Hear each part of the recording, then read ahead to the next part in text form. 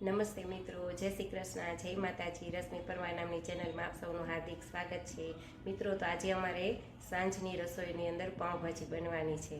પાઉંભાજી બધાને ખબર હોય મોસ્ટ ઓફ ઘરની અંદર કે શું કામે બનતી હોય, કારણ કે ઘરના સભ્યો છે એ અડધા શાકભાજી ન ખાતા હોય, અમુક બટેટા ખાતા હોય, અમુક બટેટા ન ખાતા હોય, અમુક રીંગણા ખાતા હોય, અમુક રીંગણા ન ખાતા હોય, કોઈ પાલક ન ખાતું, કોઈ દૂધી ન ખાતું હોય, તો બધાને મિક્સ કરીને ભાજી બનાવી નાખીએ એટલે બધા ખાઈ લે. તો અમારા ઘરમાં અમે પાઉંભાજી કઈ રીતે બનાવીએ ને એવું આજે તમને બતાડીશ. મેં સબ્જી તો બધી સુધારી નાખી છે, તો કઈ રીતે બનાવું ચાલો હું તમને બતાડું. જો શાકભાજી ક્યાં ક્યાં સુધારેલા છે, તો કે ફ્લાવર સુધાર્યું છે, કોબી સુધારી છે, રીંગણા સુધાર્યા છે, બટેકા નાખ્યા છે, પાલક હતું એ નાખ્યું છે, દૂધી કોઈ ઘરમાં ન ખાય તો દૂધી તો હું ફરજિયાત નાખું છું.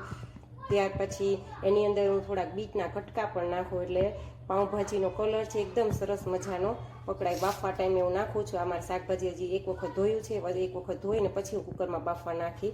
ત્યાર પછી એને વઘાર માટે આ ડુંગળી છે, એ ડુંગળીને છે ને હું ઝીણી ઝીણી ક્રશ કરી અથવા તો મિક્સરમાં બ્લેન્ડ કરી નાખી. આ લસણ છે એમને પણ હું ખાંડી નાખી. આ ટમેટા મરચાંની પેસ્ટ બનાવવા માટે સુધારેલા છે, અને આ ડુંગળી છે એને આપણે પાઉંભાજી સાથે ખાવા માટે મેં સુધારવાની છે. તો ચાલો આ બધી સબ્જીને હવે હું કુકરમાં બાફી લઉં. આ કુકરની અંદર આપણે બધી સબ્જીને એડ કરીએ.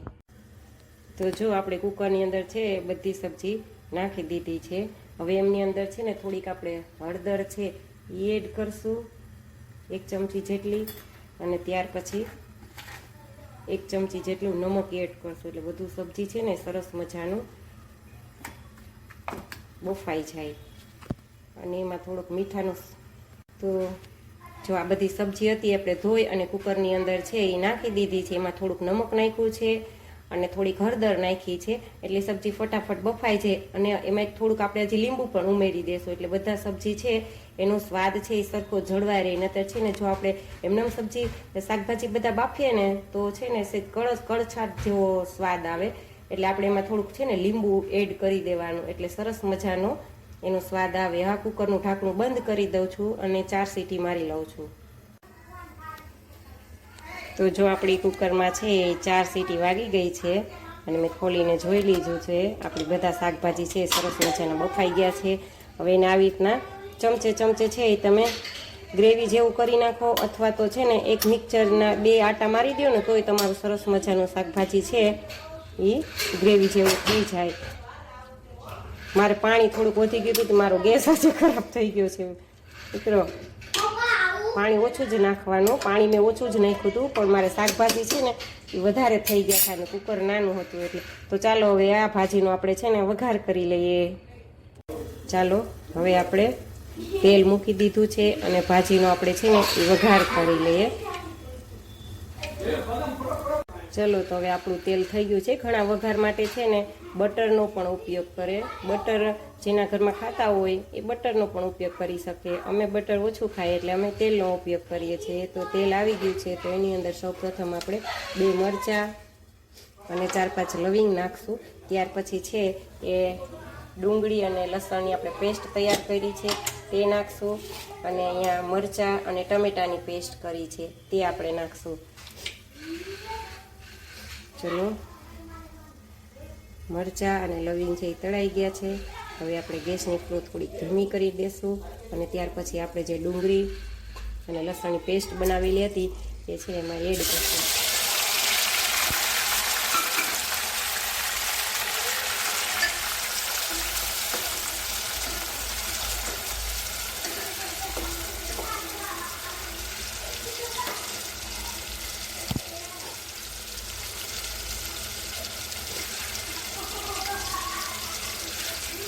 એકદમ સરસ મજાની છે ને ડુંગળી અને લસણ સરસ મજાનું ફ્રાય થઈ જાય એ પ્રમાણે આપણે છે ને એમને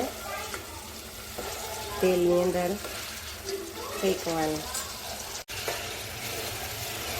જો આપણે ડુંગળી અને લસણની પેસ્ટ આમાં નાખી હતી એ સરસ મજાની શેકાઈ ગઈ છે, પાકી ગઈ છે. બ્રાઉન કલરની પેસ્ટ થાય ત્યાં સુધી આપણે એને તેલની અંદર પકાવવાની. હવે એમની અંદર આપણે છે 1 ચમચી હિંગ નાખશું, 1 ચમચી હળદર નાખશું, ત્યાર પછી મસાલો છે લાલ મરચાંનો પાવડર એ આપણે આ વાટકી છે એ અડધી વાટકી જેટલો નાખતો, કારણ કે અમે ઘરમાં 8 સભ્ય છે તો 8 સભ્યને અનુકૂળ અમે શાકભાજી સુધારી હોય તો એને અનુરૂપ આપણે ચટણી નાખશું. ટૂંકમાં એક નાની વાટકી ભરીને આપણે નાખવાનું. જો વધારે તીખું ખાતા હોય તો 1.5 વાટકી પણ નાખી શકાય.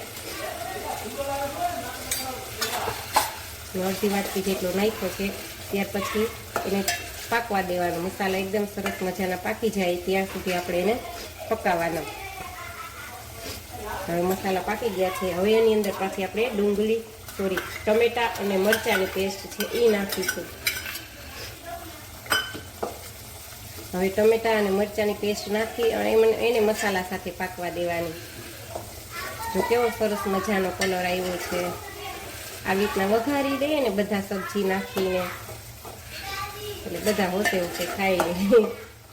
અમારા ઘરમાં છે ને કોઈને ગલકા ન ભાવે, કોઈને ઘીસોડા ન ભાવે, ને કોઈને દૂધી ન ભાવે, ને બેને પાલક ભાવે તો બેને મેથી ન ભાવે.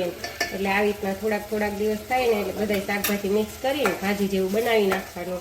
પછી જેને પાઉં સાથે ખાવી હોય એ પાઉં સાથે ખાય, રોટલી આરે ખાવી હોય રોટલી સાથે ખાય. તો હવે 1 ચમચી જેટલું નમક પણ આપણે એડ કરીએ, કારણ કે આપણે બાફવામાં નાખ્યું હતું ને એટલે વધારે નમક નહીં નાખીએ. નમક છે આવી રીતના વઘારનો મસાલો ચડતો હોય ત્યારે જ નાખી દેવાનું, એટલે આપણું નમક છે એ પણ પાકી જાય. નહીંતર આપણે ઉપરથી પછી બધું મસાલા ચડી જાય ને પછી જો આપણે નમક નાખીએ ને તો એ કાચું રહે, અને કાચું નમક ખવાય નહીં. જો આપણે કોઈ પણ શાકભાજી છે શાક બનાવ્યું હોય એમની અંદર થોડુંક નમક કમ થયું હોય અથવા તો સલાડની અંદર નાખવું હોય તો નમક છે ને તમારે શેકી નાખવાનું. શેકી અને પછી તમે ખાવ ને તો તમને ના નડે. બાકી જો તમે શેકા વગરનું નમક ખાવ ને તો તમારા શરીર માટે હાનિકારક છે. બહારથી જે પાઉંભાજી લઈ આવતા હોય આપણે તેમાં કેવા શાકભાજી નાખ્યા હોય, શાક ધોયેલા હોય ના હોય. એટલે એના કરતાં છે ને હું મારા બાળકોને મારા પરિવારને હું ઘરે જ બનાવીને ખવડાવું છું. હવે ચાલો આપણે હવે ટમેટાની અને મરચાંની પેસ્ટ નાખી હતી પણ સરસ મજાની પાકી ગઈ છે. તો હવે આપણે જે ભાજી બફેલી હતી એ બધા શાકભાજીનું એને પણ હવે આની અંદર આપણે એડ કરશું.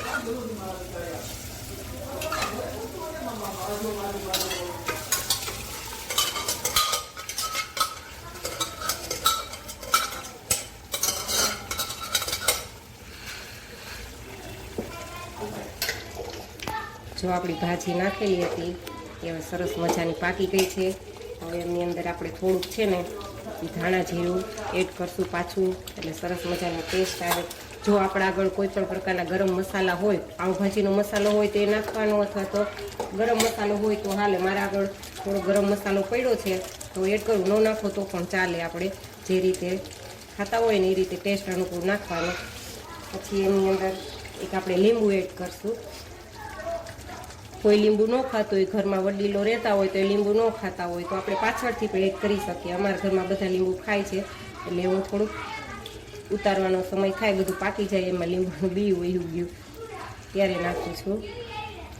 તો સરસ મજાની આપણી પાઉંભાજી તૈયાર થઈ ગઈ છે. હવે પાઉં સાથે હમણાં ગરમ ગરમ પીરસી લઈશું. તો સરસ મજાની હવે આપણી ભાજી છે એ બની ગઈ છે. તો ચાલો હવે એમની અંદર આપણે કોથમીર છે એ એડ કરી અને હવે બંધ કરી દઈએ અને પાઉંને બધું શેકી લઈએ. પછી આપણે જમવા બેસી જઈશું. તો ચાલો હવે હે ને ભાજી આપણી તૈયાર છે. બ્રેડ પણ શેકાઈ ગઈ છે. તો અમારી ખુશીબેનને હે ને ભાજી બને ને એટલે એને જલ્દી ભૂખ લાગવા માંડે. જાવું હોય આમ સબ્જી ના ભાવતા હોય પણ આવી રીતના ભાજી બનાવી અને બાળકોને છે ને દઈએ એટલે એને ભાવે અને ખાઈ પણ લેશે. હાલો ખુશીબેન, તમને અમારી ભાજી છે એ કેવી લાગી મને